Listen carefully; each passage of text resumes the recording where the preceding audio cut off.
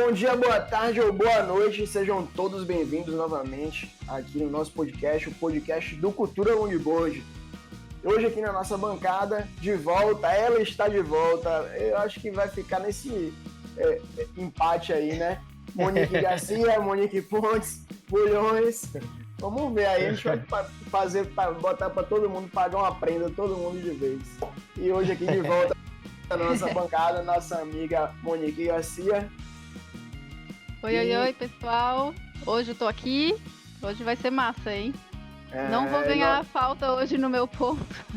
Hoje a conta de Monique Pontes. Vai pagar uma prenda. E nosso amigo Thiago Bulhões, o Bulha. É isso aí, galera. É isso aí. Mó prazer. Tô aqui, Bulhões, surfista, terráqueo. Tamo aí. Hoje o assunto é bom. Hoje o cara que tá aí é bom. Meu camarada. Já viajei com ele, já passei, já surfei, já competi. Esse é parceiro. É o cara que eu tenho como referência. Fala bem, escreve bem. Você é meio surfista, meio pescador também. Isso aí é sem vergonha. Ele é apelidado como a enciclopédia do surf. Né? Nosso amigo. Quem é? Quem é? É o suspense. Quem é? Chama ele aí. Chama esse gaiato aí.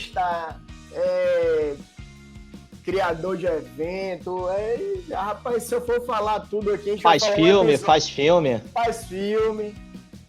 for falar tudo que ele faz aqui, a gente vai fazer um episódio só falando tudo que ele faz. Então, só falando o currículo da criança aí. Sem mais delongas, né? Seja bem-vindo aí, meu amigo, nosso amigo, Jaime Viúdes. Boa noite, Peterson, Monique, Bulha. Satisfação estar com vocês aí. Fazia um tempo aí que a gente está para gravar, né? Esse podcast. Isso tudo acontece na hora certa. Engraçado vocês falarem, né? O cara faz tanta coisa. Ultimamente eu não tenho feito nada, bicho.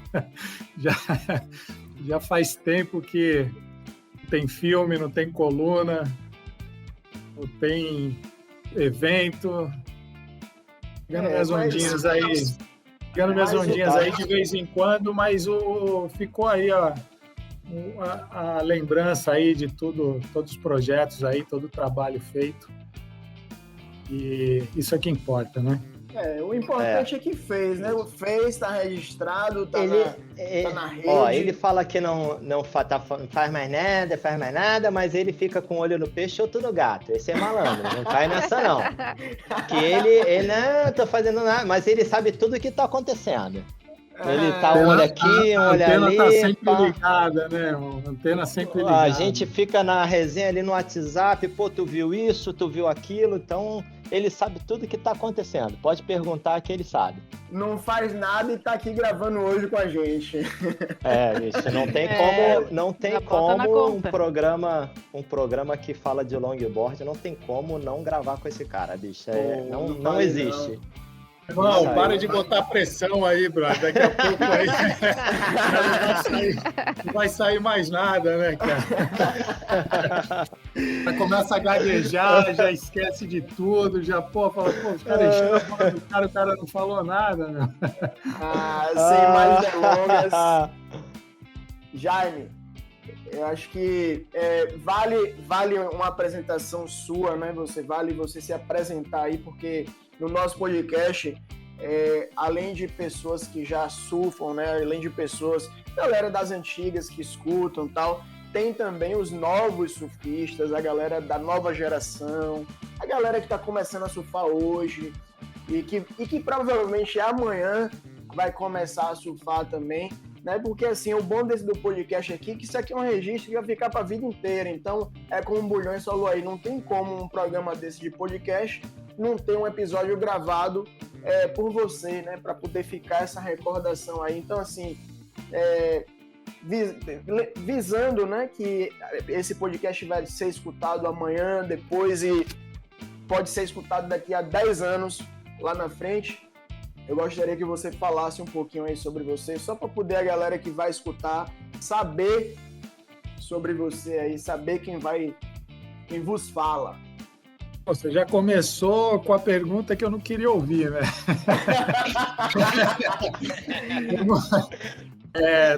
Todas as poucas lives aí que eu fui convidado a fazer, eu sempre me esquivei dessa pergunta, né? Entendi, tranquilo. É que gosto muito de falar de mim, não, assim, sei lá.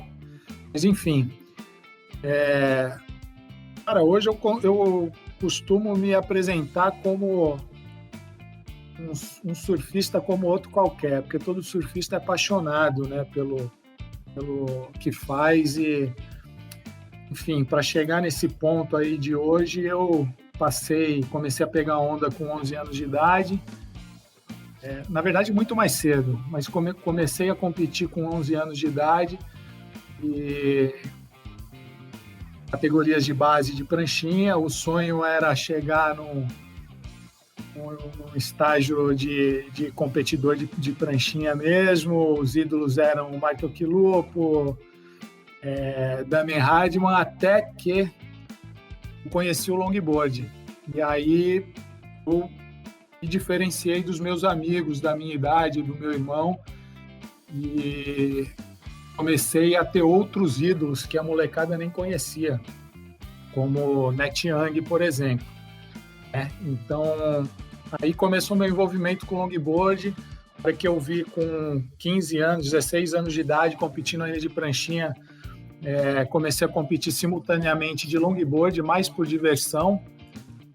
E aí, a história se desenvolveu naturalmente. A hora que eu vi, eu estava no circuito brasileiro, circuito mundial, viajando com grandes ídolos, o Picuruta Salazar, entre outros, e passei a conhecer as grandes lendas do surf.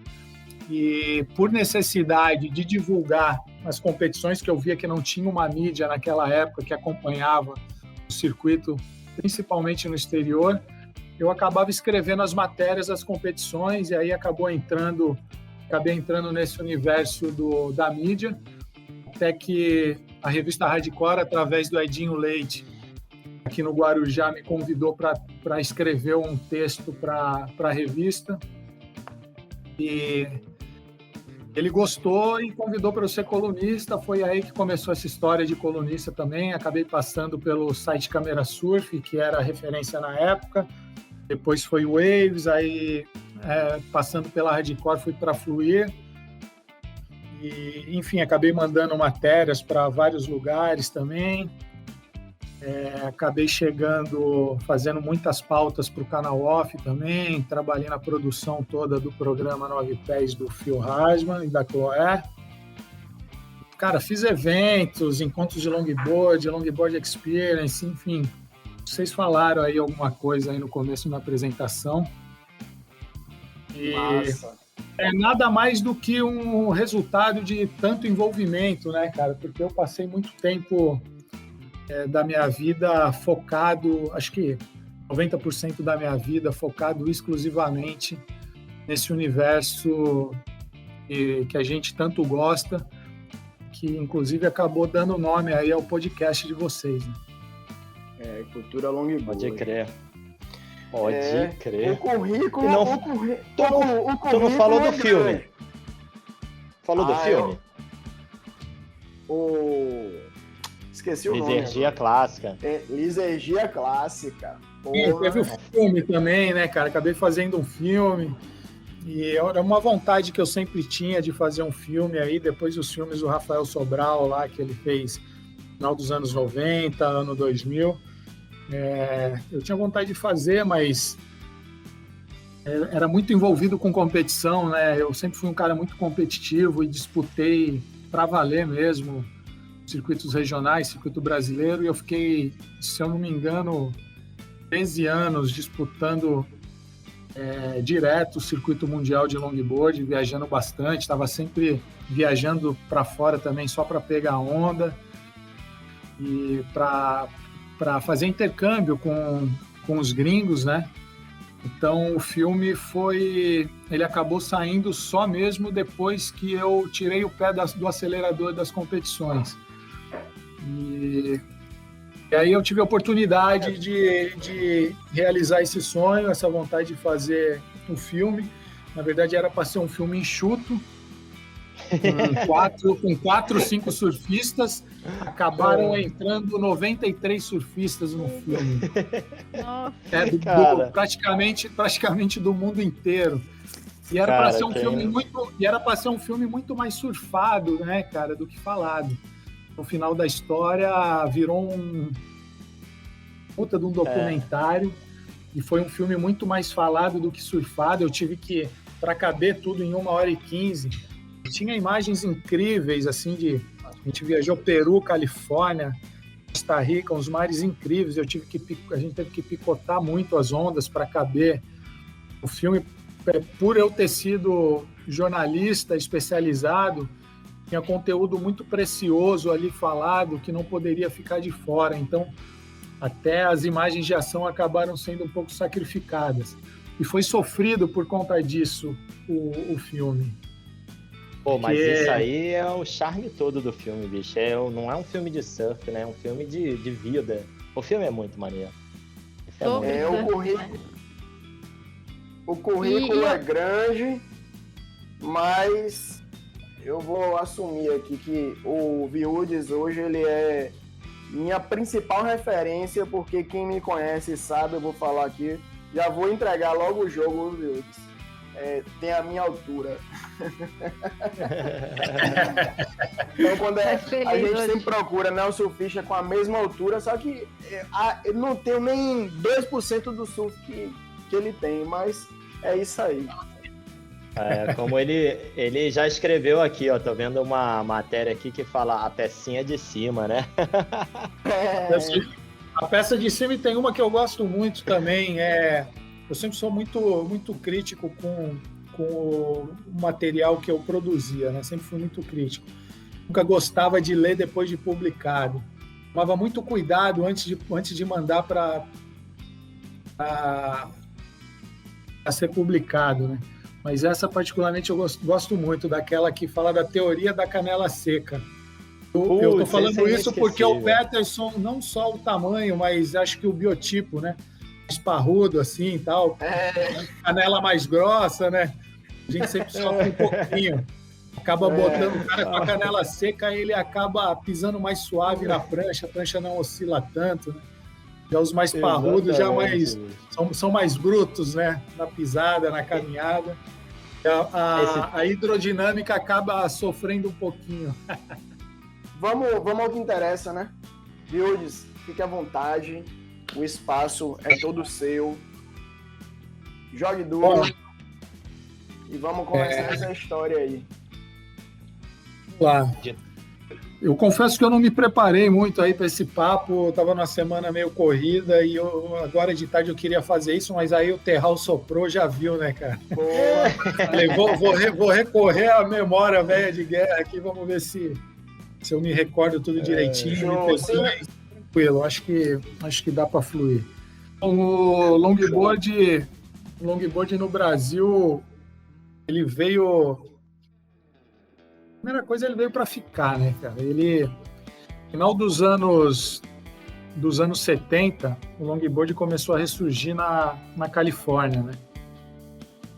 O Herbie Fletcher chegou do Havaí, estava morando muito tempo no Havaí, chegou na Califórnia, deu de cara com aquele flat absurdo flat que assolou a Califórnia ali por muitos meses, até que ele resolveu shapear um longboard para não deixar de pegar onda.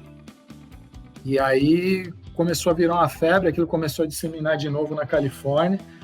E aí, no começo dos anos 80, o Fuad Mansur, que faz as parafinas Fox, ele teve na Califórnia, foi dar um rolê lá para os lados de Solana Beach, e viu que tinha uma galera pegando onda de longboard. Ele achou legal e chegou no Brasil e trouxe a ideia, até que ele resolveu fazer aqui no Guarujá, na Praia do Pernambuco, os campeonatos só para convidados. Fez 3 etapas, chamava Surf It.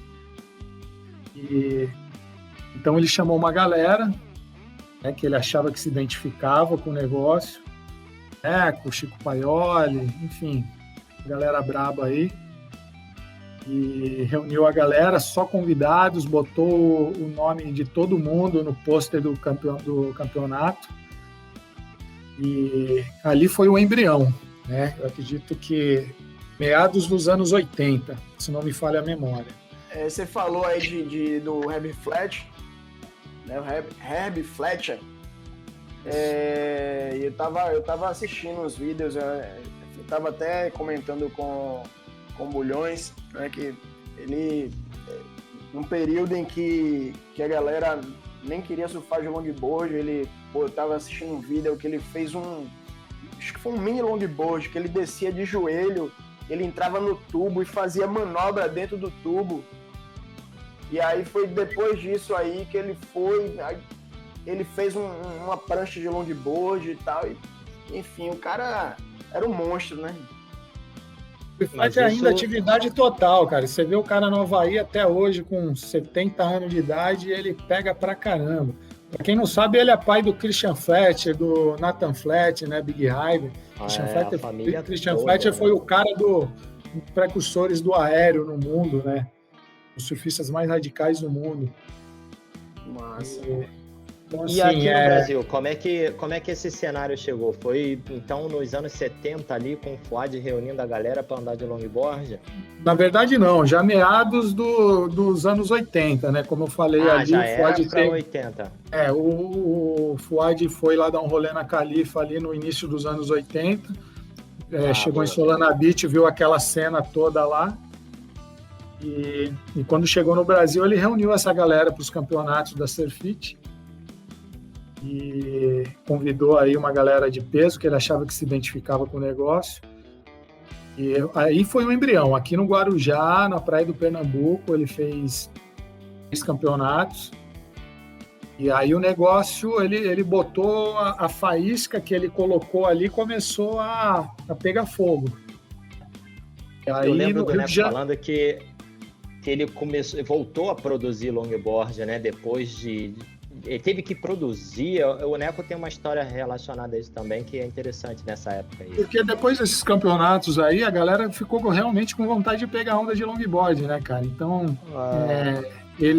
o Neco com certeza foi um dos caras que foi procurado para fazer isso. O Neco participou desse embrião aí da retomada do longboard no Brasil. E ele era um dos caras que estava vivendo tudo isso. E nessa época, quando o Fuad voltou da Califórnia, pelo menos aqui no Guarujá, no estado de São Paulo, os únicos caras que ainda surfavam de longboard eram o Elias Mansur, o irmão do Fuad, e o Pardal Hipólito, o pai do Rony Hipólito, que é aqui do Guarujá. Então, assim, o Careca da Shine, ele shapeava longboard para esses caras. Então, o único cara que sabia fazer mesmo... Até hoje, né, mesmo? Até hoje. Então, o Careca era um cara assim... Você conversava... Hoje, o Careca é conhecido por ser shaper aí dos grandes surfistas aí, né, que estão no circuito de pranchinha. Mas, meu irmão, usei uma prancha que ele fez para o Vitor Bernardo aí uns poucos anos atrás. Eu fiquei surpreso com o desempenho da prancha. O cara manja muito de longboard. Então, você longboard? Longboard, histórico do cara com longboard lá atrás, nesse período aí, você vê que faz toda a diferença. Você conversar com ele sobre longboard, você fica impressionado, Bulha. Daí, cara... Eu vi uma prancha azul dele que me impressionou, um longboard azul dele, eu nunca tinha visto. Confesso que quando eu vi esse longboard do Vitor Bernardo na água, eu tava surfando aqui no Tom, tinha uma marolinha legal, e o Vitinho veio falando, pô, Jaime, experimenta a minha prancha e tal, né? Na hora que eu deitei nela, assim, eu não gostei. Eu falei, pô, bico muito estreito, né, cara? Ela mais larga na rabeta, aquele esqueminha pig e tal, só que a prancha, assim, bem mais refinada, uma pegada também um pouquinho mais progressiva, enfim. A primeira onda que eu peguei, na hora que eu fui pro bico, eu tomei um susto, cara. Eu falei, cara, como é que eu vou chegar no bico dessa prancha? Muito estreito. Irmão, a segunda onda eu fiquei impressionado com o desempenho da prancha, tanto no bico quanto na rabeta. Um dos melhores longboards que eu já experimentei até hoje. Mas enfim, vamos voltar lá para... Só para deixar registrado, né, que o Vitor Bernardo é o atleta profissional aí que corre o QS. Top brasileiro, corre QS. O moleque Isso. É um monstro, né? E é legal deixar registrado que tem longboard no Kiver, ele. Tem, cara. É um moleque viajado, você sabe que... você já viajou, você sabe, você for na Califórnia, no Havaí, todo gringo tem um longboard lá naquela garagem deles lá, né, meu? Júnior Faria também. É isso que eu gosto. Esses caras têm total respeito, bicho. Os caras são extremamente versáteis, né? Os caras parecem que nasceram em cima de um longboard. Você vê esses atletas profissionais, né? Os caras são gênios, bicho. Agora, Vildes, aí voltando lá ao início, né? Como é que se deu, assim, a coisa do estilo, né? Porque o longboard, ele começou com aquela coisa do token, né? Que os mais antigos usavam e tal. E às vezes, eu acho que com a quilha só, por incrível que pareça, com monoquilha, né? Não sei se a galera já chegou aqui com o longboard triquilha e tal. Você chega a lembrar de alguma coisa disso? Então, vamos pegar o Mudinho como exemplo, né? O Carlos Mudinho. É um cara que passou por essa transição toda. Veio da Madeirite, aí longboard, aí passou pela Shortboard Revolution, né? Quando as pranchas diminuíram de tamanho, e pegou a retomada do longboard de novo. Então o Mudinho é uma boa referência para você ver esse negócio do estilo. O cara é referência de estilo clássico no Brasil, né? Então, assim, isso vem da onde? Não veio da retomada. Porque na retomada, a galera estava usando... Na verdade, não tinha nem bloco para fazer prancha com mais de 9 pés. Entendeu? Então, os caras usavam ali 8 pés, 8 alguma coisa. As pranchas tinham muita curva, parecia uma banana. Entendeu? Eram mais estreitas, porque também não tinha largura suficiente. Então, a retomada do longboard no Brasil, nos anos 80, ela veio com esse defeitinho, podemos chamar assim. As pranchas também mais adequadas à realidade das nossas ondas aqui, né? Deixa eu te perguntar, nessa época... Vai, Monique. E o estilo de surf também era diferente de lá fora? Porque estava mais progressivo, ficava uma coisa meio misturada? Então, quando o Hubby Fletcher começou com a brincadeira lá na Califórnia, com certeza ele já fez um longboard mais moderno, né?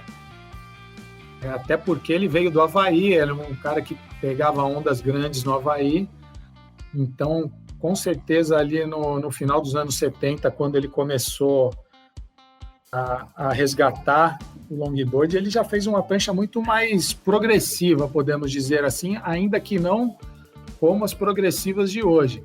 Mas ele, se não na primeira, mas nas seguintes, ele com certeza ele já colocou ali as quilhas laterais, já colocou mais curva, já fez uma virada de borda um pouquinho mais arrojada. Então,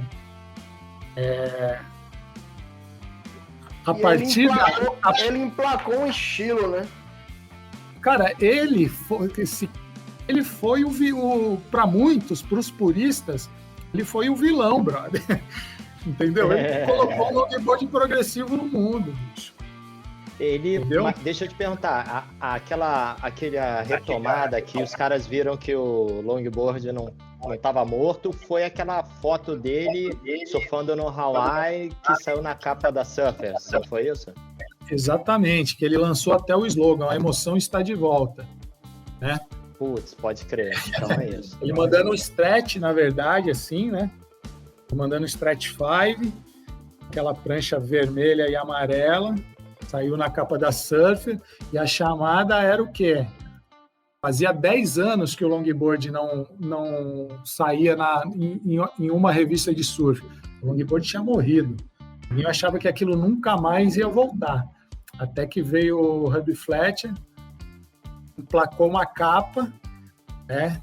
E a chamada A Emoção Está de Volta, e aquilo explodiu, aquilo fervilhou.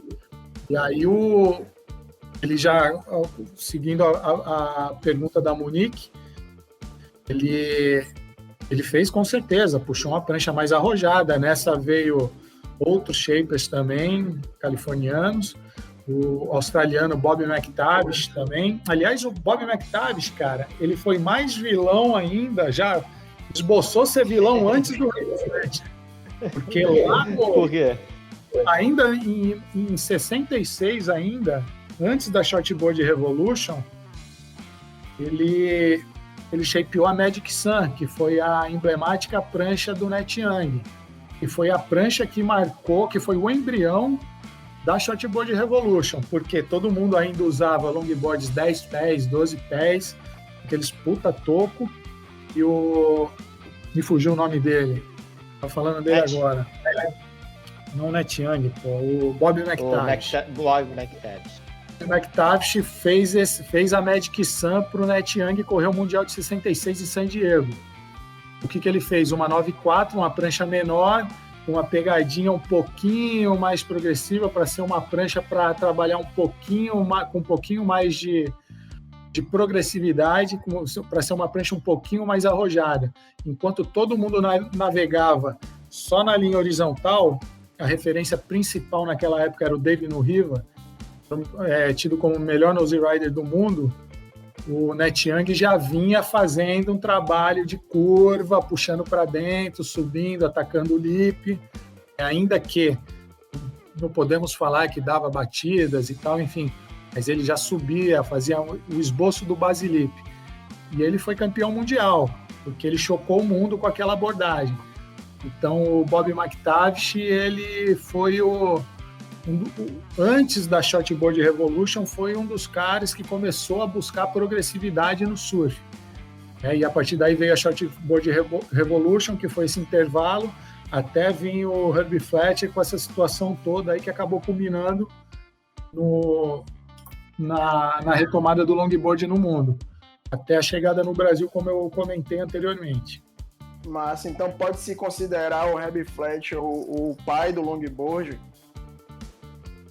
Na verdade, o pai do longboard progressivo, ele e o Bob McTavish, porque o Bob, na época da retomada do longboard, ele voltou a fazer longboard também, e ele foi um dos caras também que começou a produzir pranchas mais arrojadas, mais progressivas também, junto com o Herbie Fletcher. São as duas maiores referências no período da retomada do longboard, no final dos anos 70, 78, 79, 80.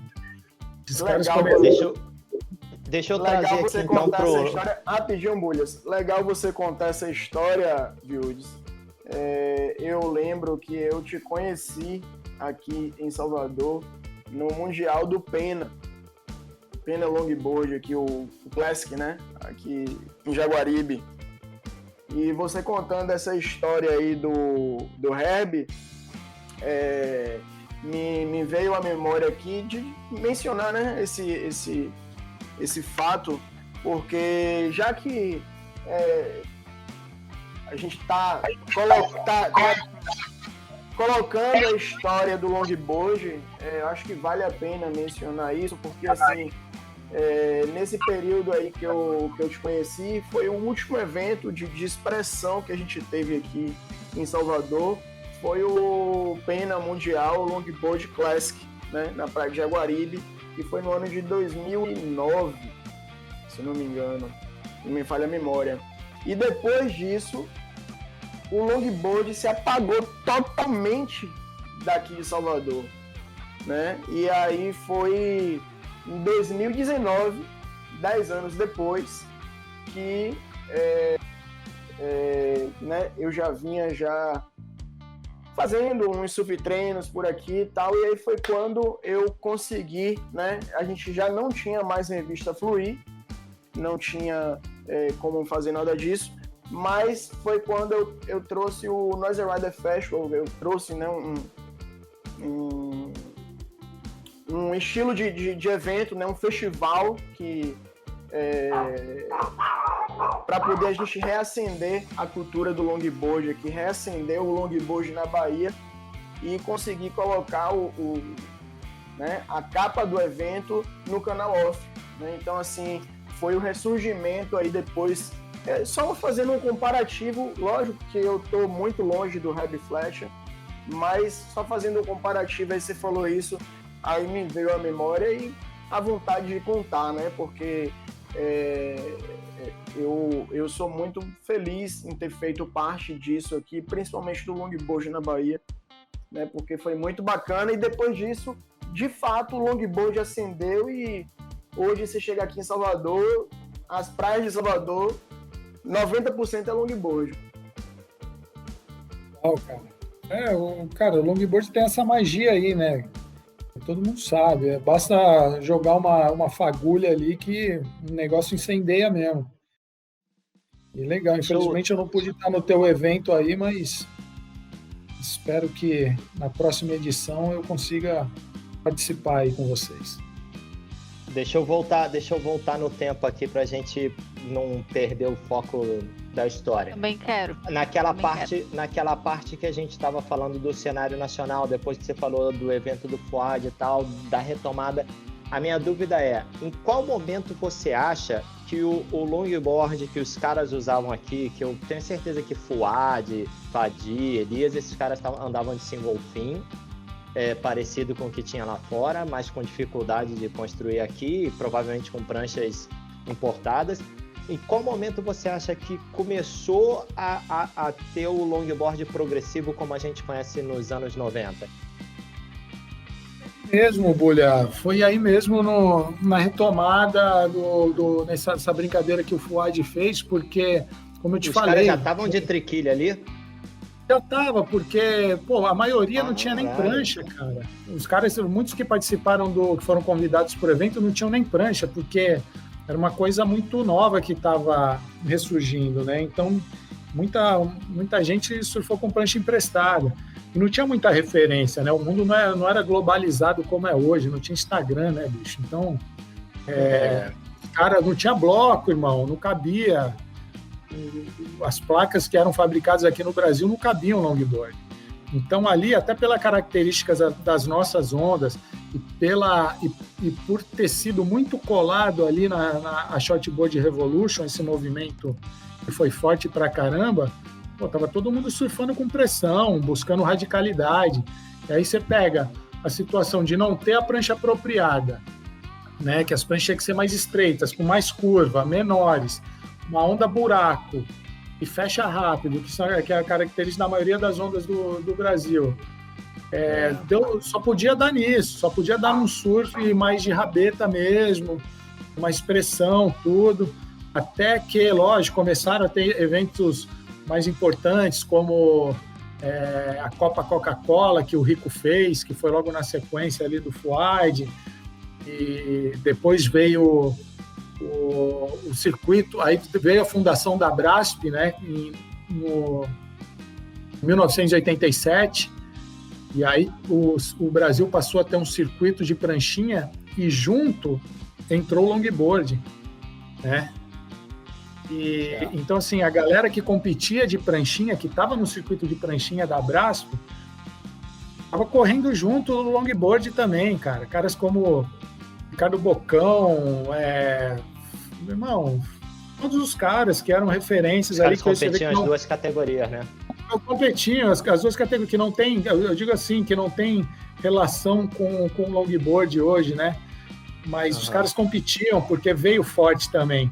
Então você imagina, competindo junto o primeiro ano do circuito profissional de pranchinha no Brasil com 5 etapas e junto o longboard no negócio, os mesmos surfistas da pranchinha competiam no pranchão. Não tinha como a gente não descambar para um lado mais radical, para um lado mais progressivo.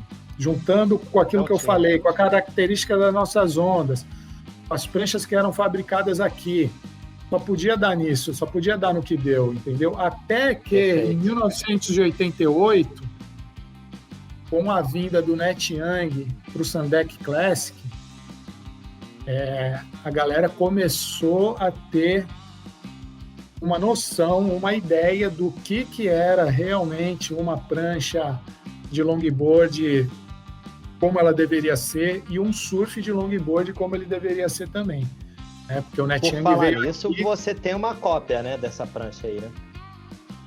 Tem uma cópia aqui. A ideia era a gente ter feito a gente estava tentando fazer um filme dela, um curta, seria um filme curto, para homenagear os 30 anos da retomada do longboard no Brasil, né? Então a gente pegou bem legal, a gente pegou o Neco tem o modelo da prancha, né? Porque ele tirou no Sandeck em 88, ele tirou o outline dela. Só curiosidade, ela não é muito larga, né? Quanto tem de largura? Ao contrário, cara. Ela é uma prancha... o Net Young, quando veio, ele trouxe duas pranchas. Ele trouxe uma 10 pés, que ficou com o Dr. Camargo, lá em Ubatuba, que é o fundador do Ubatuba Nose Riders. E a outra prancha, eu não sei que fim que deu, mas a prancha que a gente replicou foi a prancha que o Net Young competiu e ganhou o Sandeck, né? Então era uma prancha mais progressiva do Net Young, monoquilha, mas com uma bordinha um pouquinho mais arrojada.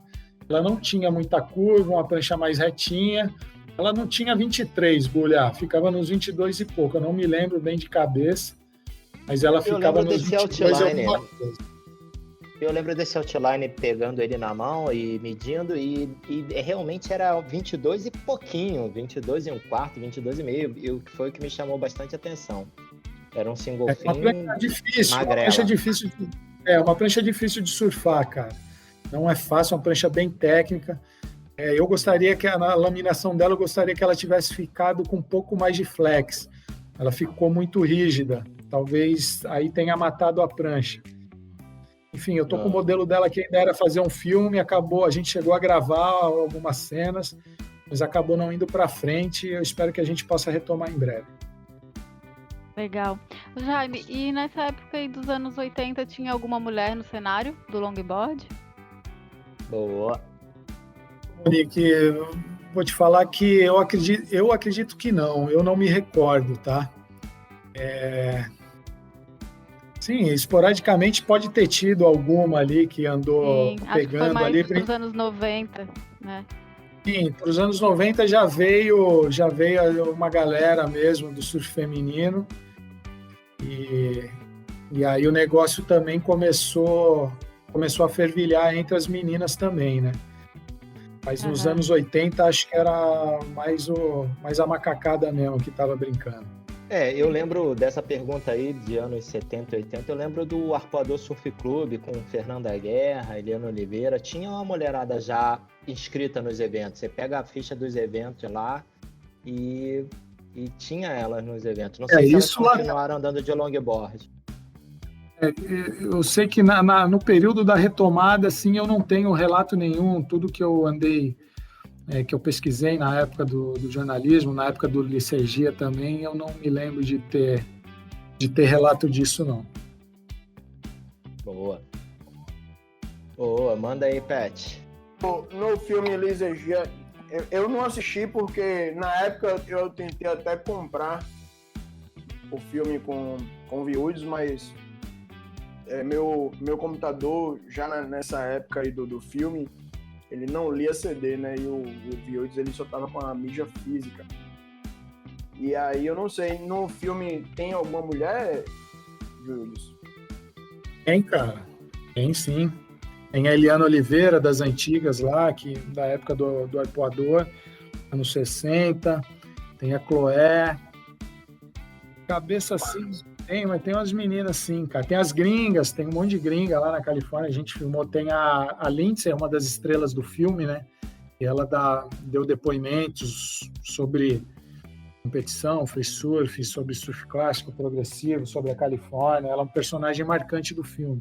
O nome dela, ela era atual campeã mundial e o nome dela tá até na capa do CD, no pôster do filme.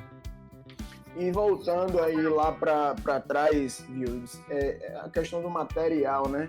Material de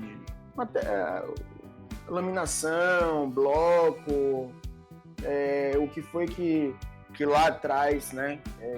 Veio toda a mudança, né? Do longboard, a evolução. O que é que você sentiu lá atrás? Então, isso no período da retomada, você está perguntando. Isso. Então, aí foi quando... Aí é legal que a gente puxa aquele gancho de onde eu parei. Com a vinda do Netyang, começou a ter um parâmetro mais exato, né, do que realmente era uma prancha de longboard e também o surf de longboard. Uma coisa está intimamente ligada à outra. E aí veio caras como o Neco, né, o Neco é um gênio da plana, né, e tirou a cópia lá da prancha do cara e começou a produzir. O Rico de Souza também. O Rico também tem uma cópia dessa prancha também. Se eu não me engano, o modelo é de Tiranossauro Rex dessa prancha aí. E, enfim, e a galera começou aí aquilo, aí evento tendo toda hora, campeonato, como eu te falei, estava no circuito da Abrasp, o longboard, e aí começou o intercâmbio, né? E não veio só o Netyang também, vieram outros gringos, Stuart Entwistle também, e então começou a ter a troca, né, de experiências e de informação. E a partir daí começaram a fabricar pranchas mais, vamos dizer assim, mais adequadas, né? E não à toa o Neco virou uma das referências, o Rico também, né? Você vê que são duas pessoas que têm um nome muito ligado ao longboard, né? Eles passaram por esse processo todo aí, viram de perto, eram shapers já naquele período, e aí começaram a fabricar, aí começaram a ter espuma mais adequada também. E a partir daí foi um processo natural, né, de evolução. Agora é aquilo, até que chegou o Picuruta na brincadeira, né? E aí o Picuruta chegou, aí vieram os alternativos, mundiais da alternativa no Rio de Janeiro, né, feita pelo PP, né, pelo lendário PP, e tinha a categoria longboard também. E aí o Picuruta já estava competindo. O Picuruta era o cara, a batida mais radical do Brasil de pranchinha. Ele trouxe isso para o longboard. E aí aquilo começou, e o Picuruta começou a desbancar o Netyang, né, que era o cara que era referência, e o Netyang vindo. Depois do Sandek, o Netyang veio em 2 ou 3 campeonatos da alternativa no Rio ainda. O Picuruta começou a bater de frente para ele. O Picuruta viu que estava se dando bem, começou a se mandar para os campeonatos na gringa também, junto com o Rico, França, enfim, começou a ganhar campeonato lá, foi 3 vezes vice-campeão mundial, e Picuruta virou referência máxima do longboard no Brasil, surfando na verticalidade. E aí as pranchas, naturalmente, seguiram essa tendência do que a galera estava vendo, que era o cara que estava ganhando tudo, né, e aí as pranchas começaram a ficar cada vez mais progressivas, cara.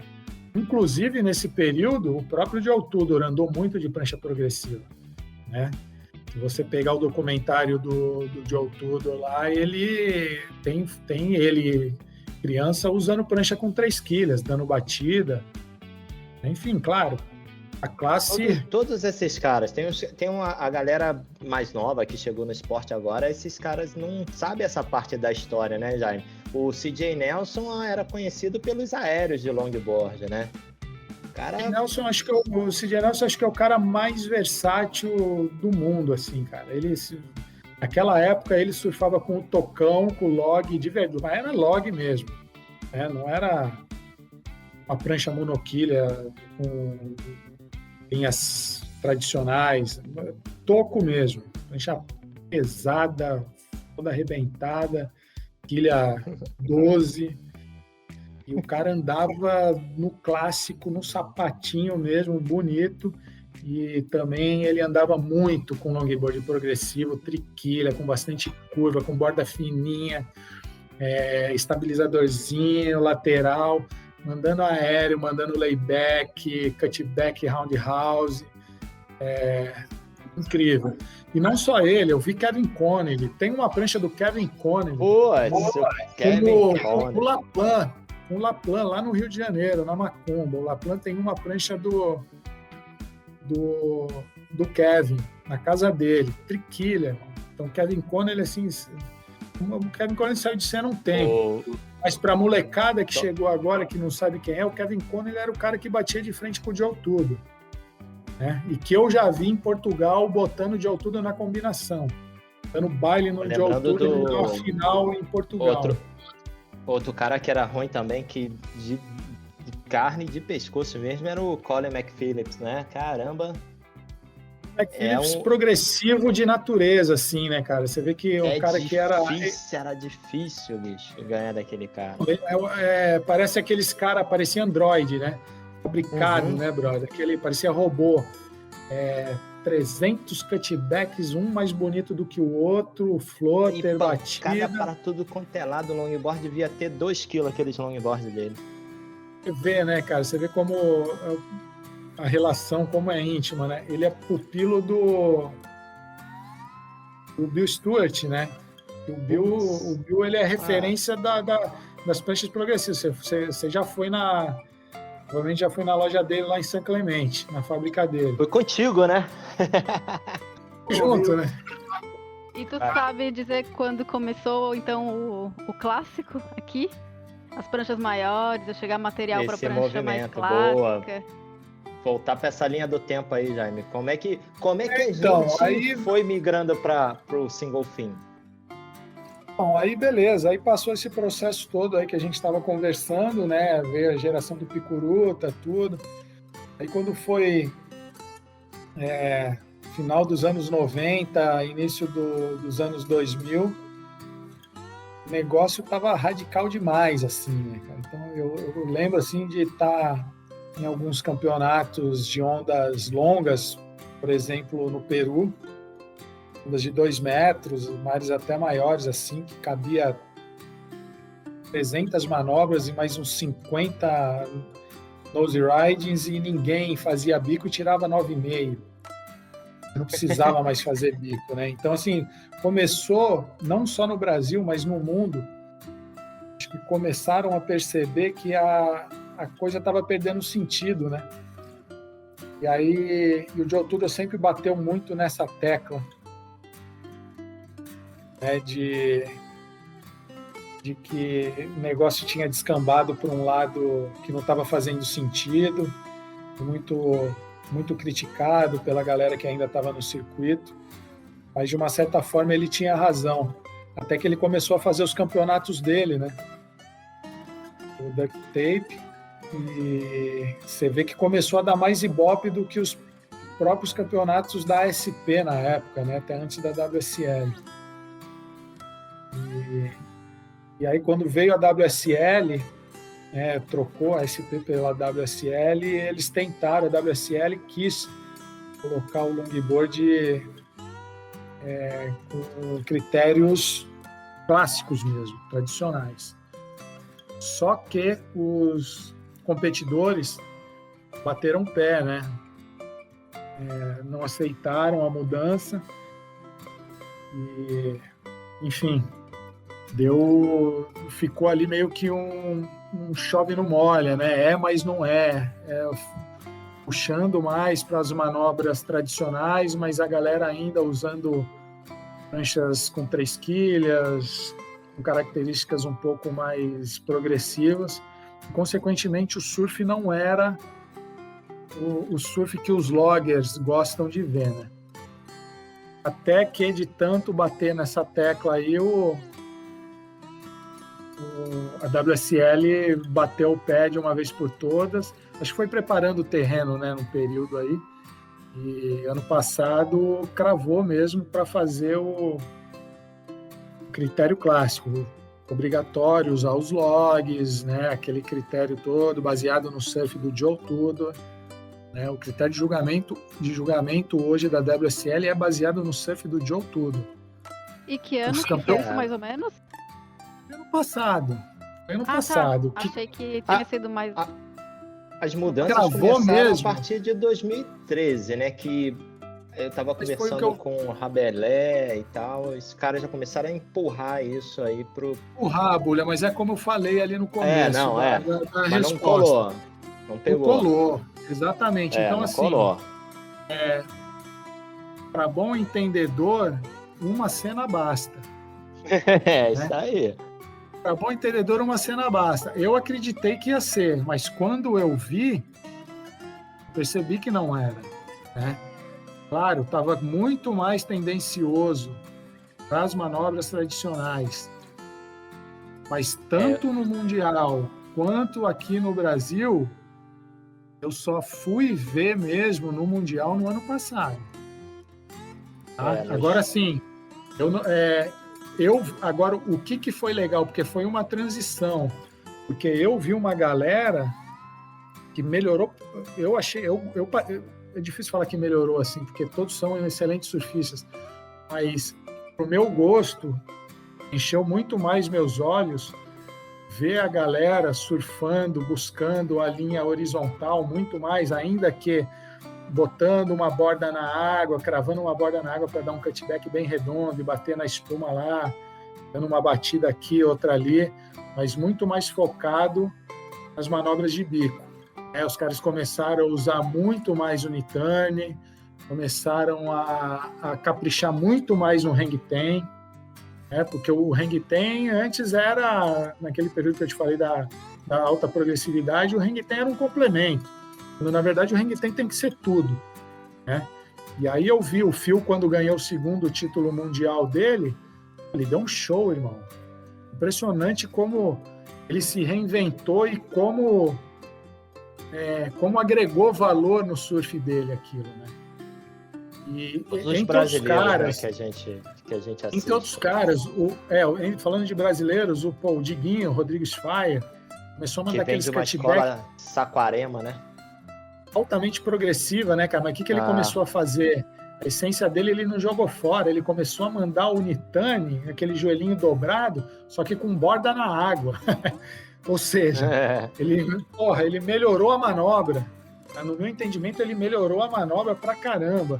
Aquele Steven Zoyer também, que acabou sendo campeão mundial uns anos atrás. Aí sim, também. O sul-africano. Esse moleque, para mim, nesse período que ainda não tinha cravado o clássico mesmo, esse sul-africano foi o cara que melhor conseguiu fundir os dois estilos.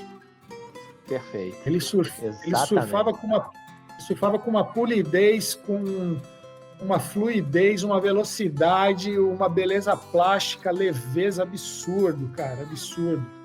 O estilo, né, perfeito, cara? Então, assim, ele uniu perfeitamente. Só que o que eu vi qual foi o campeonato que o Joe Tudor ganhou? Não foi ano passado, em Nusa Heads? Ou foi esse ano ainda? Foi da WSL, né? Ele ganhou uma etapa da WSL. Foi esse aí, cara. Teve aquele que o Diguinho ganhou em Taiwan, que tinha altas ondas, né? Ele deu um espetáculo. Não sei se você lembra desse campeonato. Ele deu um show também nesse campeonato. Só que as ondas estavam, cara, o mar estava casca grossa, beleza, abrindo aquela esquerdona linda, só que, cara, aquela onda lá não estava fácil de ser surfada. Então, assim, você vê o Diguinho, despachou um monte de nego do surf clássico ali, inclusive Just Quintal, e esses caras perderam antes, né? São referências do universo dos loggers. Então,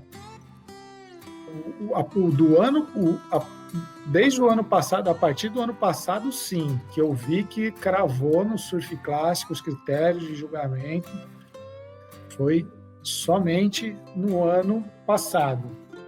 O que o Maurão falou, tipo, comentou com você lá de 2012, 2013, a WSL tentou implementar, mas não foi de uma hora para outra, levou aí uns bons anos, 5 anos, 6 anos, para a coisa realmente cravar, né? Que a WSL resolveu cravar, tanto que chamaram o Devon Howard para ser diretor de prova, o manager do longboard na WSL, e aí o Devon Howard conseguiu convencer o Joe Tudor, e eu até imagino o Chaveco, né? Falando, irmão, vem que o critério de julgamento vai ser baseado no teu surf, ou seja, não tem como o cara não ganhar, né, irmão? Eu tô vendo aqui, ele ganhou, em fevereiro do ano passado, ele ganhou a etapa da Austrália de Noosa. O Joel Tudor ganhou. Ele e o Kevin na final.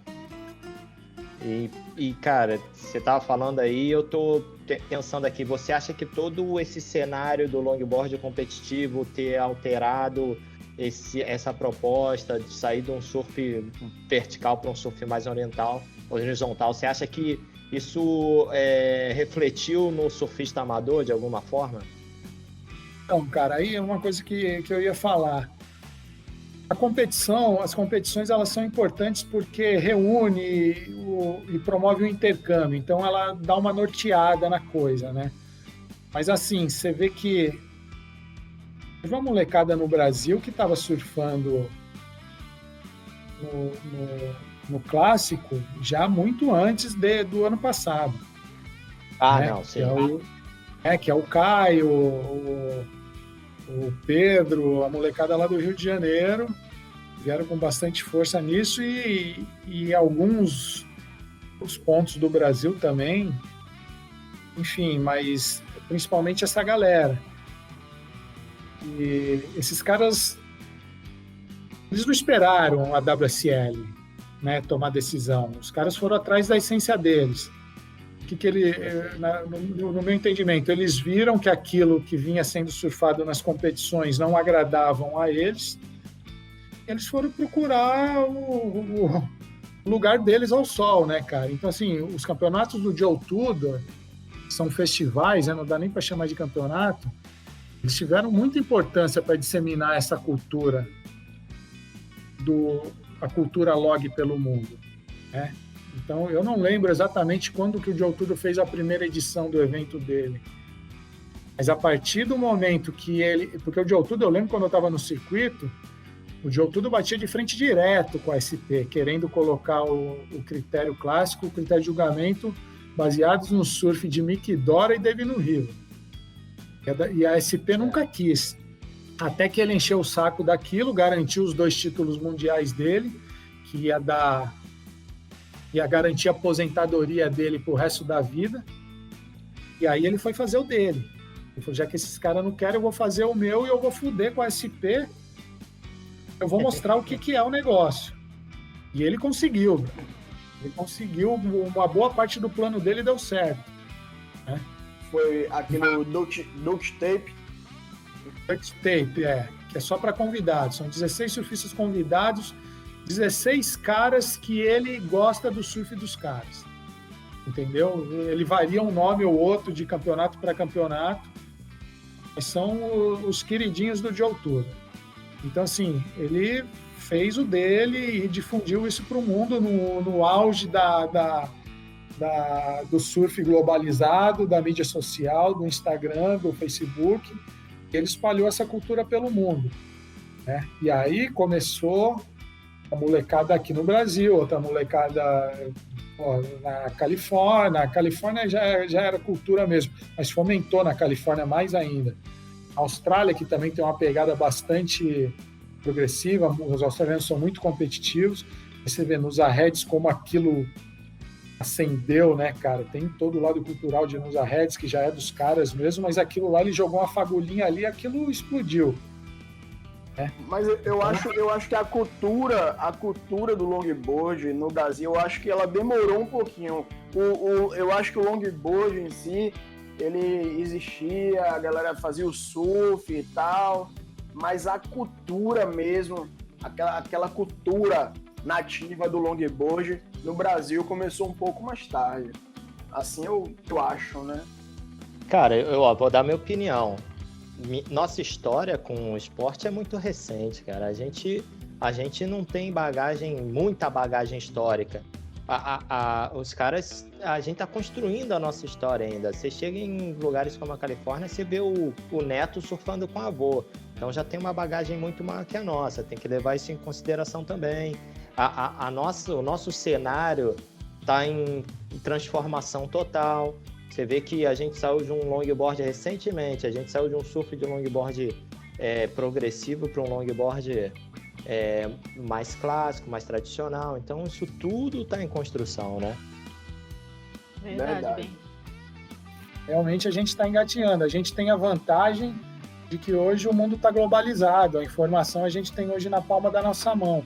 A gente consegue ver o que o melhor surf do mundo, seja de pranchinha, de longboard, o que for, num toque na tela do celular, né? Então a gente tem que respeitar mesmo a história dos gringos aí, porque os caras têm no lado cultural, eles estão bem na frente da gente. Embora a gente tenha muita qualidade técnica, mas tem esse aspecto cultural todo aí que os caras estão na frente. Eu queria fazer uma pergunta meio aleatória. Porque ali pelos anos 90 saiu aquele filme Endless Summer, né? O 2. E aí a gente, no filme tem um longboard, né? Bem clássico. Viu alguma coisa acontecer nessa época aqui no Brasil? Eu assisti esse filme no cinema, assim, eu tenho essa carinha assim de estagiária, mas eu assisti o Endless Summer 2 no cinema. E foi muito legal. Não, cara, nessa época, eu lembro que era aquele período que eu comentei ali na minha apresentação que eu estava fazendo. Eu competia de pranchinha e tinha um longboard em casa, porque eu sempre gostei de brincar, e eu participava de alguns campeonatos de longboard por brincadeira. Quando veio o filme, assim, eu achei do caramba. Eu falei, era o Wingnut, né? Que estrelava o personagem lá. Então, eu achei do caramba. E realmente deu uma acendida. Tinha uns amigos meus também que surfavam de longboard e aquilo deu uma mexida mesmo. Como o Bulhões falou, né? A gente, no Brasil, principalmente naquela época, no embrião da internet, né? Não tinha muita informação para fazer o negócio explodir de vez, né? Então era ali uma sementinha aqui, outra sementinha lá do outro lado. Então não deu o efeito que de repente daria com um surf globalizado, né? Não, mas tem um detalhe também que a gente está esquecendo, que é o principal, né? Você defender o surf horizontal morando em Suames, em Ensenita, Malibu, é uma coisa, né? Você defender surf horizontal morando num Porto de Galinhas, numa Barra da Tijuca, com que meio metro já é... A gente é produto do meio que a gente vive, né, cara? Você vê, tem logger em Saquarema?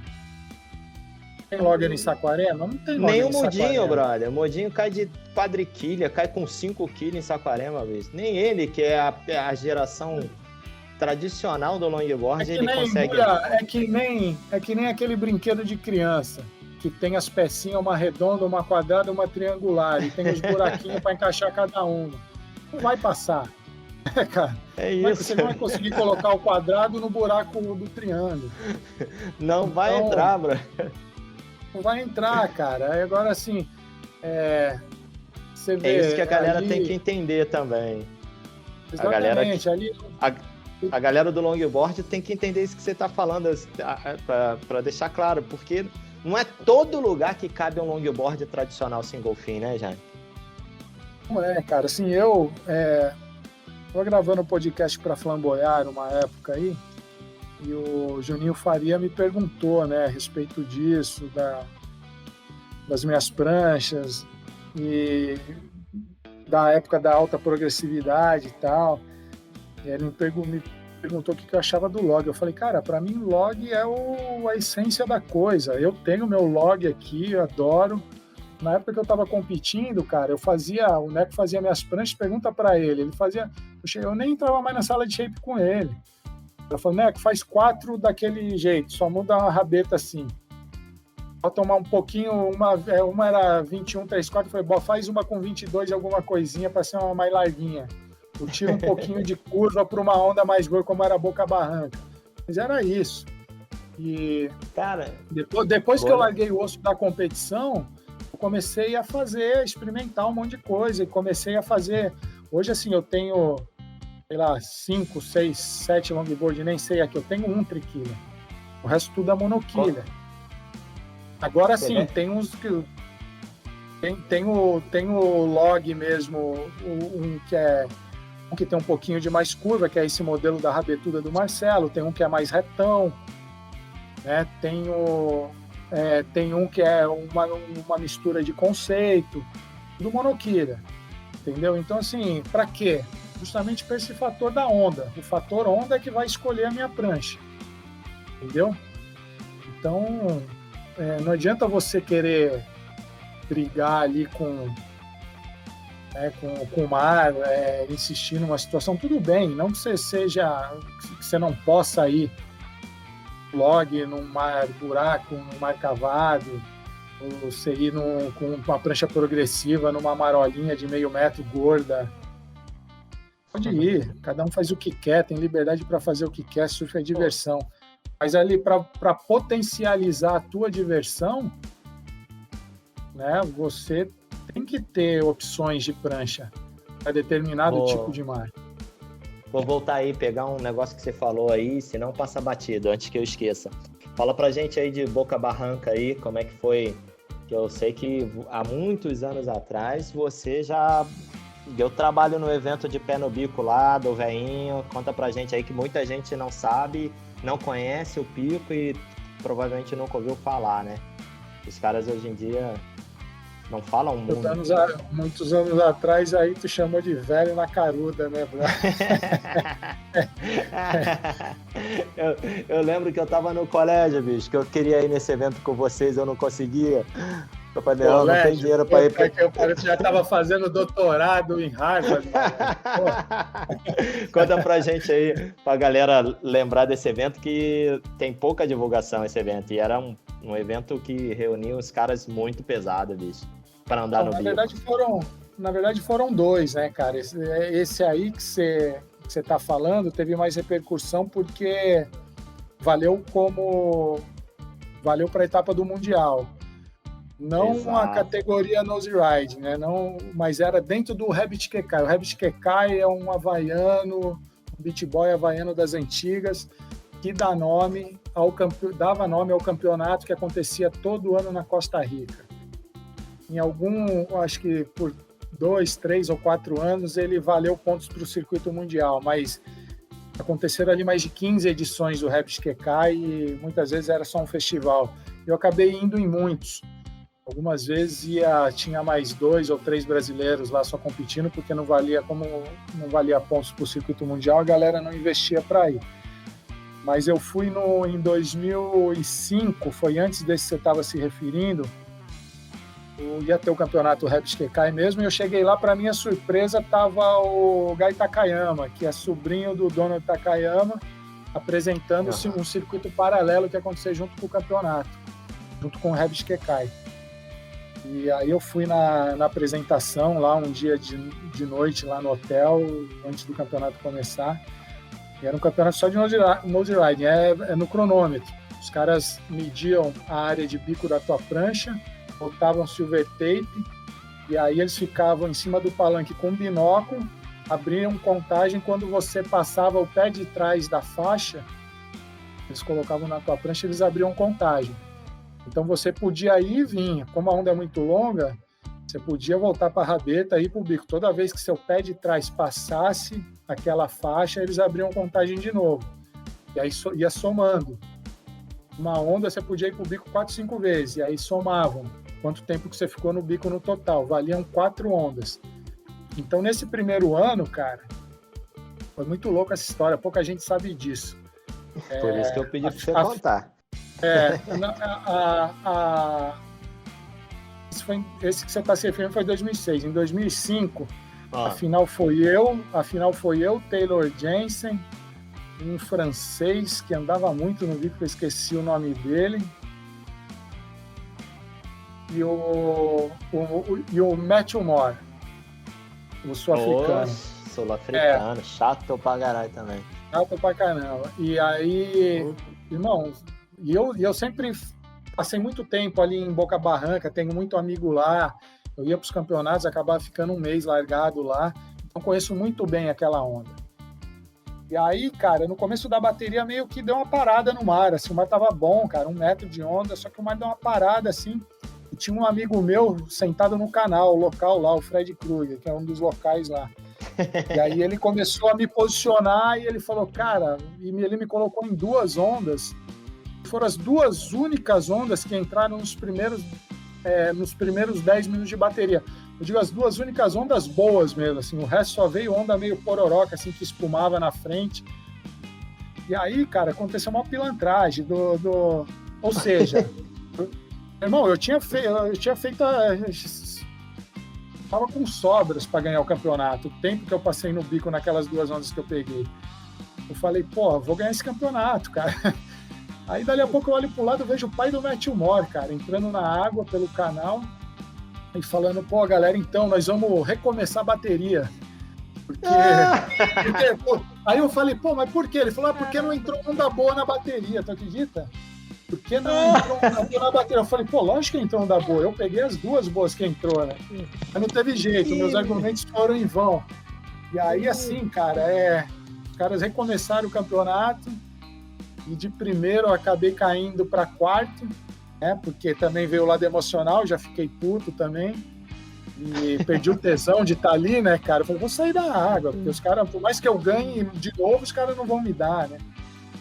E, enfim, vai ganhar, esse aí esse eu acabei ficando em 4º, aí no ano seguinte voltamos lá pro Rapid Kekai, que valeu pontos pro circuito mundial. E também teve a segunda edição do Takayama World Nose Riding Series, que era esse campeonato que ele fazia. Ele fazia na Califa, fazia na Costa Rica, fazia em alguns lugares do mundo.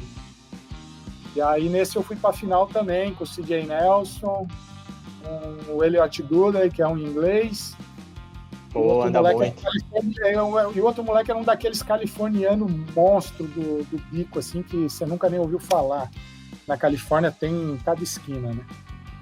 E aí, esse daí eu cheguei na final, mas pelo conhecimento do pico mesmo. Né? Tava correndo uma galera de peso, do Anny de Soto, as salas, tinha um monte de moleque que foi exclusivamente para esse evento, que nem participaram do Rapid Kekai, que eles foram exclusivamente para participar desse campeonato de bico. E aí, pelo conhecimento do bico, eu acabei chegando na final e fiquei em 3º lugar. Na final, o CJ, ele ficou... Peguei lá a papeleta depois. Ele ficou em uma única onda, ele ficou 48 minutos, brother. Sem voltar para a rabeta. Ele ficou 48 praticamente segundos direto. Caralho. Bizarro. Mas assim, não era bico com a perna. Não era bico com a perna aberta, não, irmão. Ele ia pro hang-ten, tempão no hang-ten, aí ele puxava o pé um pouquinho para trás. Aí ele jogava o hang-ten, aí ele trazia o pé um pouquinho de nada para trás e ficou. Quem conhece Boca Barranca sabe que isso é possível. Boca Barranca tem ondas de 3 minutos. É isso que eu ia dizer, porque aqui é difícil a gente ter uma onda de 1 minuto, né? Imagina conseguir ficar no bico a onda inteira.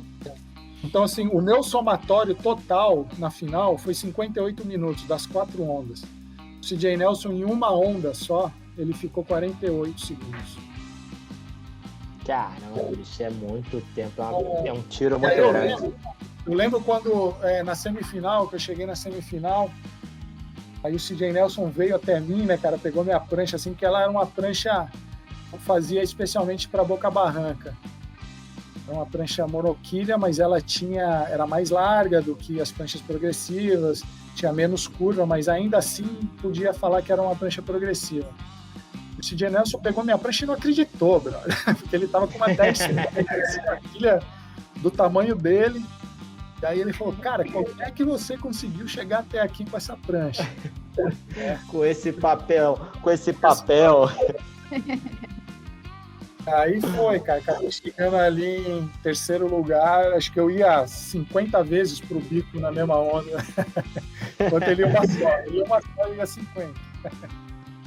Vai, ajeita, volta, ajeita. Ô Jaime, e me diga uma coisa, seu filme, o Lisegia Clássica, onde é que a galera pode assistir o filme?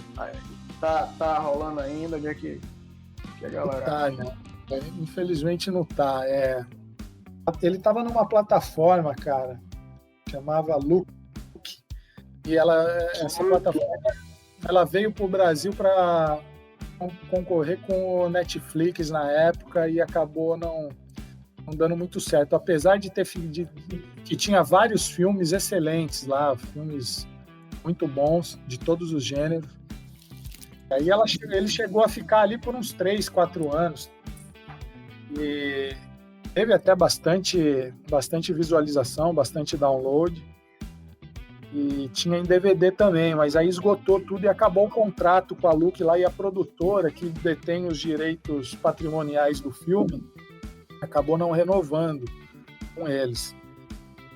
Então, você já tentou colocar no Vimeo? Cara, então, tem uma opção lá também de você colocar lá pra galera comprar, né? Pois é, cara, eu cheguei a conversar alguma coisa com a produtora a respeito disso. Assim, cara, a gente teve algumas... A gente discordou de muitos pontos aí com relação a como o filme deveria ser comercializado, e por um tempo eu já não queria nem mais comercializar, eu queria mesmo que a galera assistisse só. E até por isso o filme não foi para televisão.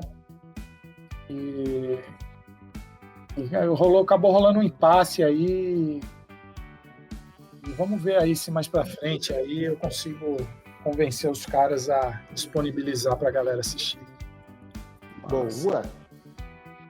Então, chegando agora mais pro cenário atual, como que tu tá vendo esse cenário do long hoje em dia no Brasil, assim, porque deu um boom, né? A gente tá tendo vários festivais, a internet tá ajudando também muito, acho que o pessoal a ter esse acesso a bons materiais, tanto de filme quanto de tu conseguir se basear numa boa prancha, assim, né? E como que tu tá vendo isso hoje em dia? Assim, eu acho que uma coisa que eu sempre bati nas matérias que eu escrevi, assim, cara, o longboard não pode depender exclusivamente de competição para sobreviver, mesmo porque ele não precisa disso. Tem que ter competição, tem que ter, seja progressivo, seja clássico, tem que ter, é importante, a galera tem que se mexer para acontecer. E você vê que o negócio anda sozinho, né? Porque é aquilo que eu te falei, você joga uma fagulhinha ali, o negócio incendeia, pega fogo fácil. Então hoje, com todo esse lado cultural exposto, né? Fica muito fácil da gente ter boas referências e ver tudo que está acontecendo lá fora. E a gente também já é espelho lá para fora também, né? Então eu acho que tá numa fase super positiva. O que eu não consigo acreditar até hoje, cara, é como empresários, e hoje em dia eu não digo nem do nicho de surfwear, ou sei lá, qualquer outro lado da indústria do surf do Brasil e do mundo. Como é que os caras não exploram isso, o longboard mais comercialmente, para poder vender, para poder os caras ganharem dinheiro mesmo, porque depois Tá aí uma pergunta que eu ia te fazer, que eu tava tentando lembrar para te fazer. É uma pergunta que várias pessoas já me fizeram, né? Porque o longboard, se você for parar para colocar na ponta do lápis, ele é um esporte muito mais caro do que a pranchinha. Mas não só isso, cara, mas não é nem isso. O negócio não é nem esse. O negócio é o lifestyle, né? O lifestyle, a qualidade de vida. Cara, é um produto atrativo, né? Você contemplar o surf, contemplar a natureza, entendeu, cara? É a leveza, é a essência que o negócio passa, cara. O desprendimento, entendeu? A galera mais velha que surfa. Exatamente, cara. Porra, para as mulheres, né, cara? O longboard hoje, assim, cara, é uma febre, é impressionante, cara. Cara, quem que gasta mais dinheiro com roupa, com produto, tudo nessa terra? Não é mulher, cara? Eu não entendo como é que os caras não conseguiram. E eu bato nisso nessa terra, desde as minhas colunas lá na Fluir, no Waves, que eu falo isso direto, dando a deixa para os caras. E nunca ninguém abraçou a causa, né, cara? assim, hoje em dia, cara, eu não digo nem de empresas do ramo do surf mesmo, eu digo de telefonia, montadoras de carro, entendeu, cara? Irmão, tá aí um universo excelente para ser explorado. E tá totalmente aberto, né? É um exemplo, a Neutrox, que estava fazendo os campeonatos femininos lá e tinha a Chloé como estampa deles verdade. lá. Isso. Sucesso, irmão. Aquilo lá, sucesso, tá cara de Messi. Teve uma vez que eu fui lá na Alarmar fechar um negócio com o Felipe lá pro Longboard Experience lá. Pô, tava tendo um meeting da Neutrox lá, irmão. Você é louco, cara. Pesquei algumas conversas assim. Tinha um amigo meu que trabalhava na produção ali, um amigo meu do Guarujá, que eu vi que ele estava trabalhando lá. Ele falou, Jaime, você não tem noção como esse campo é fértil. Entendeu? Só que assim, ele estava falando também que ele não era o chefão da empresa lá que ele trabalhava, mas ele ele falou que ele tenta levar o tempo inteiro isso lá para os caras lá, e eu não sei por que tem essa barreira, cara. Então eu acho assim que o longboard, cara, ele não tem que esperar acontecer campeonato, não precisa... Acho que esses negócios que eu fico vendo aí, galera se reúne e faz uma clínica ali na Riviera, uma clínica ali em Ubatuba. Tem a menina aí de Santos, a Isa Panza, que faz o Prancha Oca. Cara, tem tanta coisa. Tem você aí, tem o Jaime Wilds, que faz o Jaime Wilds, que faz o Longboard Experience. Onde é que é o próximo? Cara, assim, o Longboard Experience, irmão, tem uma coisa que ninguém ficava até muito revoltado, assim, porque falava, cara, que era caro, cara, para participar e tal. Só que aquilo, irmão, eu tinha custo, por trazer um Phil Haas, uma Chloé Calmon, e por eu ter sido atleta, por eu ter sido surfista e por muitas vezes não ter sido valorizado, eu tinha que pagar bem esses caras para estar no meu evento. Aquela coisa, quem fala que é caro, irmão, é porque não sabe o quanto custa. Exatamente. Agora sim, cara, e assim, eu abro o jogo aqui e todo mundo sempre soube disso. O Longboard Experience, ele era um grande negócio também, entendeu, cara? Eu precisava sobreviver como surfista aposentado das competições, entendeu? Porque a minha vida inteira foi toda voltada ao surf. Então, a minha ideia era virar um empresário no ramo de evento, de clínicas e de outras coisas. Eu tinha um Instagram que vendia prancha usada, algumas por encomenda também. Então, precisava sobreviver, cara. Então, eu fiz ele voltado com o lado de festival, com música, com o lado cultural todo, cinema, free surf, tanto que eu nunca botei competição, mas eu também botei conteúdo para a galera se graduar no negócio. Eu trouxe as maiores referências do surf brasileiro e estava trabalhando até, o nego nem sabe disso, trabalhei muito para trazer Joe Turda, para trazer Boyang, para trazer o Steven Zoy, que na época era o campeão mundial. A gente ia trazer atrações internacionais também. Os caras iam dar palestra ali. Quanto custa cara, isso? Boyang é monstro, hein, bicho? Boyang.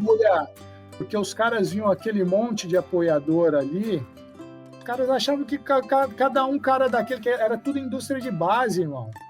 Caras que não tem condição de dar muito. Os caras achavam que o Sérgio da linha de van, você achava que o Sérgio me dava 10 mil reais, que a Fox me dava 15 mil reais, o Sibert me dava 30 mil reais. Não era assim, né, irmão? Os caras eram indústria de base. Os caras, eu vou te falar que os caras ainda davam muito. Mas os caras davam o quê? Os caras davam, cara, uma quantia muito razoável em dinheiro, só que o que eles fortaleciam mesmo era com produtos de indústria de base, com material, com prancha para ser sorteado. A gente sorteava a passagem para o exterior, sorteava a prancha de madeira, fish, longboard. Quanto custa um longboard do Sibert, irmão? Sorteava as pranchas do Serginho da New Advance, que, porra, o shape do Neco, do Marcelo, as pranchas do Thiago Mariano. Então, assim, irmão, o neguinho ia lá, pagava 340 pau, mas saía de lá graduado em longboard, uma vivência profunda na cultura do negócio, saía de lá com prêmios incríveis, né, cara? Então, assim, no final da história, R$340, É irmão? justo. Cara, Justíssimo, né? você não tem Justo. vontade Assim, de fazer mais? Eu tenho, É. cara, só que eu tenho vontade de fazer com um patrocinador forte para que eu possa fazer um festival aberto. E aí sim, lógico, eu não vou conseguir botar 1.000 pessoas dentro de uma sala de palestra. Mas aí vende ali um ingressozinho ali numa quantia simbólica, né? E aí quem comprar primeiro comprou, vai entrar para ver determinada palestra, para o cara poder escolher as palestras que ele quer ir, mas fazer um evento com um patrocinador que banque o evento inteiro, e que aí eu possa fazer um festival para a gente fazer um Woodstock do surf, entendeu? Com Aí, música. Você tem ideia, cara. Só que assim, aí veio pandemia, veio tudo, e é difícil você conseguir investidor, né, cara?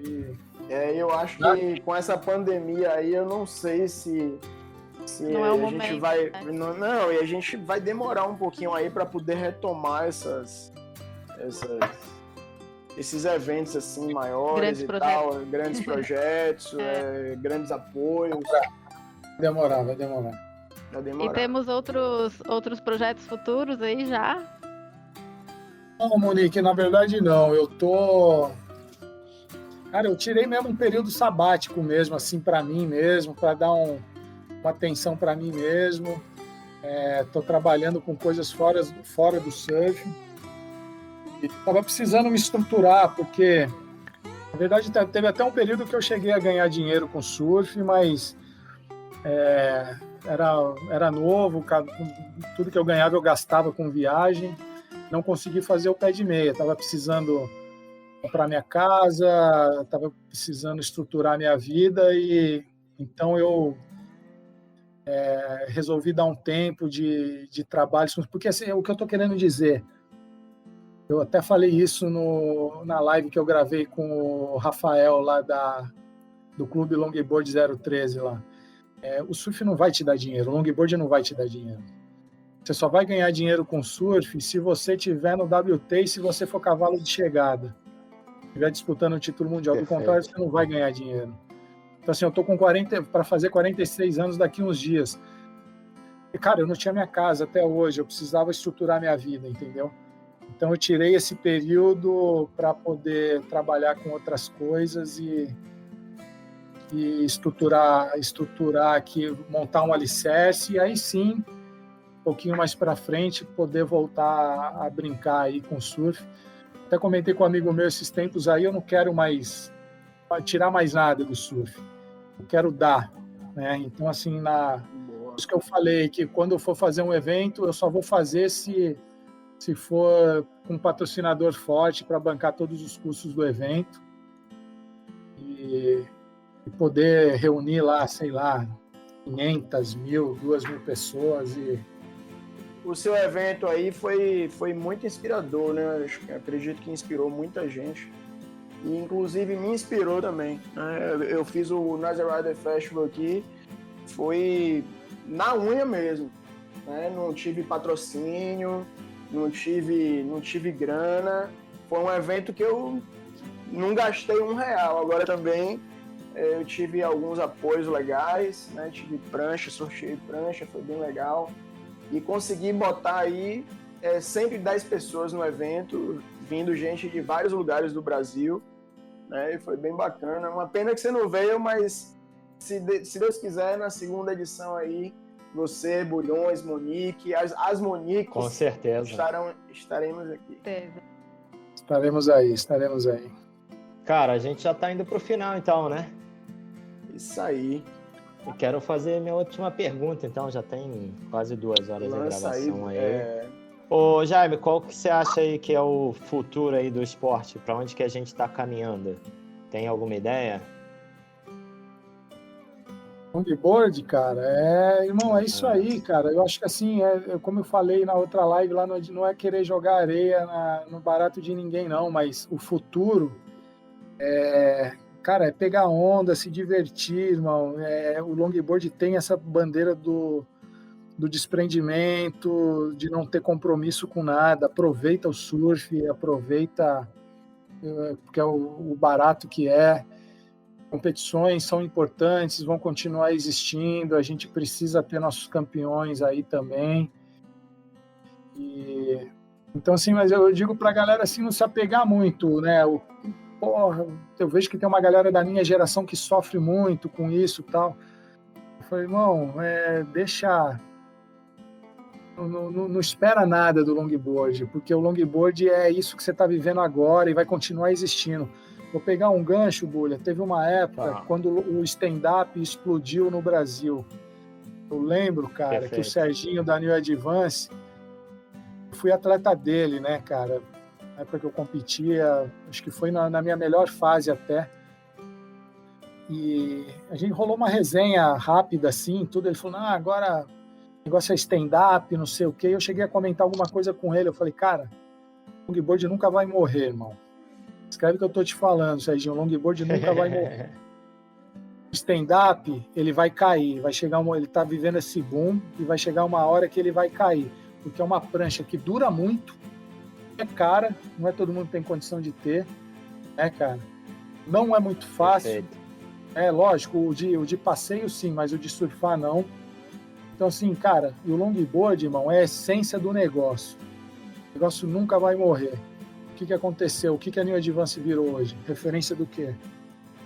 Longboard. Do longboard. Por que você é o garoto propaganda da New Advance hoje? Porque o single fin tá em alta. Mas não é que eu sou um profeta.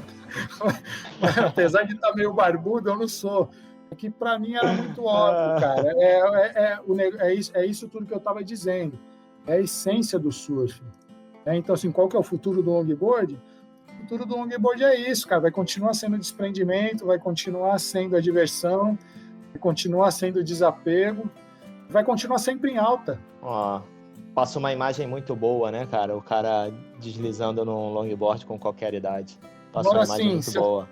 Agora, sim, se a tua pergunta for em relação ao moleque que está começando a competir, como o Theo Cabeleira, tudo aquilo que eu falei naquela live, moleque, tudo... Pô, eu vi a live dele ontem, ou antes de ontem, que ele estava com o Ian e com o Henry. Eu fiquei impressionado com a maturidade do Theo. Não conheço o Theo direito pessoalmente, assim, de parar, trocar ideia, lógico, já vi, já conversei um pouquinho, mas fiquei impressionado com a maturidade do moleque. Eu não sabia que ele já está estudando publicidade e tal. O que eu comentei na live é o quê? Pô, um moleque como o Theo, como o Ian, como o Henry, se quiser se firmar como longboarder profissional, o moleque vai ter que fazer o que o Caio Teixeira fez. Entendeu? Criar a marca dele própria, criar a identidade dele, perfeito, a marca dele pessoal. O moleque vai virar shaper, vai montar a marca dele de roupa, seja lá o que for, entendeu? E vai trabalhar a essência dele ali em cima daquela marca, né? Exatamente, Jaime. Isso aí eu já tinha falado até em um episódio nosso aí, não lembro qual, mas foi o episódio com o Rodrigues Fire, falando sobre isso, né? Acho que essa galera nova que vem aí querendo se firmar como um longboarder profissional precisa se preocupar não somente com o surf, mas com a parte visual, né? A parte social, né? A propaganda, porque assim, hoje a empresa ela não quer só a marquinha ali no bico da prancha, não. Hoje o cara que vai colocar a marca ali no negócio, ele quer um retorno de forma geral, né? Então é justamente isso aí, é fazer exatamente a coisa acontecer. Negócio, cara, assim, eu sempre fui muito exigente com relação a isso. Eu acho assim, cara, se você quer ser uma personalidade de referência do surf, tudo, você tem que ter o surf no pé, irmão. Você tem que ser um surfista altamente técnico, você tem que ser. Entendeu? Não dá para abrir o Instagram e ver ali aquele cara que não tem muita técnica, tudo, e querendo puxar um envolvimento e tal, porque o surf, por si só, ele traz tudo. A qualidade técnica do surf, por si só, ele já traz isso. O surf é meritocrata. Se o cara ele é muito bom surfista, ele já atrai naturalmente as atenções para ele. Só que hoje em dia tem o resto todo, que é isso tudo que você falou. Precisa trabalhar. Quando eu ouço a palavra longboarder profissional, eu fico meio intrigado. Quem eu vejo longboarder, porque profissional você pensa o quê? Você pensa em remuneração. Você pensa o cara que vive daquilo. É que a profissão do cara. Vamos pegar quem é longboarder profissional hoje no Brasil. Carlos Bahia. Vamos falar do Phil Hasman e da Chloé Calmon. Beleza, o Bahia. Cara. Quantos mais, brother, que conseguem viver exclusivamente da competição, bicho? Muito pouco. Fala. Muito pouco. Pouquíssimo. Sim, irmão. Os caras trocam figurinha. O dinheiro que ele ganha numa premiação ou o pouco que ele ganha do patrocinador dele, ele vai pagar, vai usar tudo para ir no campeonato seguinte. Ele vai depender daquela premiação para continuar fazendo a roda girar. Eu vivi assim muitos anos. Entendeu? Então isso é verdade nua e crua. Pode doer no ouvido de quem for, nego pode não concordar, mas não se iluda. Essa é a realidade. Verdade. Então, o longboard profissional hoje, quem eu vejo no Brasil, Phil Hasman e Chloé Calmon. Bahia, eu não sei da realidade do Bahia. Bahia é um excelente profissional também. Eu digo assim, eu não tenho dúvida que ele é um excelente profissional, mas eu quero dizer assim, ele ganha o suficiente para viver só da competição. Aí eu não sei, eu também não... É isso que eu falei que eu não sei, entendeu? Mas eu acredito que sim. Mas eu vejo, ele acabou de abrir um Instagram aí de aulas de surf. De aula de surf, isso. Então, assim... Teoricamente, ele vive do surf, né? Então, assim, hoje, cara, o surfista profissional, ele tem que ser empresário também. Entendeu? Exatamente. E tem que ter um plano B, né? Assim, cara, isso não é uma exclusividade de agora, dos tempos de hoje, e nem do surfista brasileiro. Porra, quando eu fui para o Havaí, o Bongapex trabalhava lá na Excel. Né? O Canoa Darling vendia carro. Cara, os caras corriam circuito. O Keko Uemura é bombeiro. Encontrei com ele. O Uemura é bombeiro, por exemplo. Então, assim... O Kai Salas, da aula de surf, abriu a marca dele, né, agora. A marca dele. Então, assim, verdades estão aí para serem contadas, né, cara? E agora, sim, é o que eu estava falando, o que eu vejo. Para mim, surfista, longboarder bem sucedido no Brasil. Vou incluir o Bahia nessa. Bahia, o Phil Hasman, a Chloé Calmon, o Caio Teixeira, brother. O Caio Teixeira, com a marca dele... O Teixeira, ele não foi bem sucedido como competidor. Ele nunca foi. O Caio mas era sempre... Ele... Broca. No geral, ele não dependeu de competição, porque assim, apesar dele sempre ter sido um excelente surfista, ele nunca foi cavalo de chegada de competição. Aquilo tudo era brutal demais para ele. O que ele foi fazer? O moleque, estudou, viu aonde que ele tinha que pisar, viu a qualidade do surf dele, é aqui que eu tenho que ir, viu o que estava acontecendo no mundo, usou o Joe Tudor como exemplo, os campeonatos do Joe Tudor, aquela influência toda, montou a marca dele, começou a shapear, agora, se eu não me engano, já está até fazendo roupa, começou a fazer os eventos dele, começou a difundir a cultura que ele acreditava. Bingo, irmão, sucesso. Perfeito. Então, assim, ele é um surfista profissional, porque a qualidade do surf dele traz visibilidade para ele, consequentemente traz dinheiro. Só que ele sabe que não adiantava só isso. Ele precisava trabalhar também. Então, assim, hoje, eu falei dos surfistas profissionais bem-sucedidos, competidores. Bahia, Phil e Chloé. São, acho que, os que têm patrocínio hoje, que vivem razoavelmente bem. De sucesso, irmão, de resultado, de título, tem um monte. É uma porrada. Né?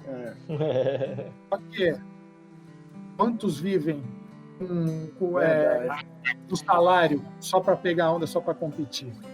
E respondendo aí essa última pergunta do Bulhas, né, o futuro do esporte, eu acredito que, né, só para a gente já ir finalizando, eu acredito que, como você falou, né, o campeonato em si para longboard é uma coisa que não é muito forte, né, e os festivais de longboard espalhados aí pelo Brasil, dê uma acendida na cena muito boa. Eu acredito que o futuro vai ser esse aí, festival de longboard, para poder a galera respirar, né, o lifestyle do longboard, curtir família e tal, e eu acho que o futuro vai ser isso aí. Tomara que a gente possa se aglomerar em breve. Tô com saudade dos eventos. Também. Mas é isso aí. Vamos finalizando aqui, agradecendo aí mais uma vez, né? Hoje a gente conseguiu gravar com ele, Jaime Viúdes, agradecendo essa presença ilustre aí, nosso amigo Jaime Viúdes, que ficou aí até agora gravando com a gente, conversando tanta coisa boa, tanto conteúdo bacana aí, um pouquinho da história, um pouquinho da sua história também. E é isso aí. Obrigado aí, agradeço você, o Peterson, pelo convite, o Bulha. Bulha, a gente está na resenha quase que diariamente aí, né, Bulha? E a Monique também, não conheço a Monique, mas sei que está envolvida com os eventos aí também, faz a parte dela. E fiquei com bastante vontade de conhecer teu evento aí na época que você fez. E parabéns para você por parabéns por todo o envolvimento, pela iniciativa. E foi um prazer falar com vocês aí. Tá bom? Bicho, muito bom, hein, cara? Queria deixar aqui minhas últimas palavras aqui. Falar, ô Jaime, dá pra tu repetir tudo de novo aí, que eu esqueci de apertar o botão aqui de gravar. Ia levar mais um ano, né? Ia levar mais um ano. Moleque. Viu? Valeu, eu espero que essa não seja nosso único episódio. Vamos ver se daqui pra frente a gente grava outros episódios, falar sobre outros assuntos que a gente sabe, acho que dá, né? Pra fazer mais uns 2 ou 3 aí pra ele contar mais mentira aí. Tem muita bagagem. Muita bagagem aí. A gente falar sobre campeonato, técnica, enfim. Espero que a gente possa gravar novos episódios em breve aí. A gente tem que fazer com o Jaime quando rolar a etapa do Mundial, do Brasileiro, pra gente comentar as etapas. Porra, aí botar sim. Botar o Jaime na fogueira. Legal, isso é bem legal. Boa. Isso é bem legal. A gente comentar os eventos. Deixa voltar o circuito mundial aí que todo mundo assiste, depois a gente senta aqui pra comentar. Porra, aí sim. Fechado, Jaime? Fechado. Vamos fazer. Então, tá combinado. Deixa voltar aí que a gente vai fazer esse bate-papo legal. Então é isso, galera. Agora bota o Bulha aí pra falar de quilha. Deus me livre, não aguento mais. Eita. Bulha, tem um episódio dele aí, o Bulhões e suas 60 e poucas quilhas. Eu escutei, irmão. Eu achei que eu entendi um pouco de quilha, saí mais confuso do que não sei o quê. 66 quilos é muita quilha pro cara entender, mano. Eu falei, esse cara é cabeça. Chegou ali no minuto 30, ali eu falei tchau, não vou nem mais escutar. Tchau. Vou surfar, bicho. Tá vendo essas merda? Manja muito. Fala que eu sou enciclopédia do sul, mas esse bicho aí tá me deixando na Kombi. Sai fora, rapaz. Boa. Valeu, galera. Saudade de você. E a gente se vê na água.